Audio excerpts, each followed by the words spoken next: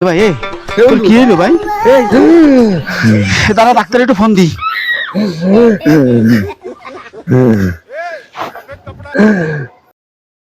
Hello doctor সাহেব, আমার বন্ধুর কিডনি ফেল হয়ে গেছে, এখন ওই কি করতে হবে? রোগীর ইমার্জেন্সি অপারেশন করতে হবে। অপারেশন করতে হবে? তা অপারেশন করতে কত টাকা খরচ হবে ডাক্তার সাহেব? অপারেশন করতে 10-12 লাখ টাকা খরচ পড়বে। 10-12 লাখ টাকা? কয় লাখ? 10-12 লাখ। ये क्या है?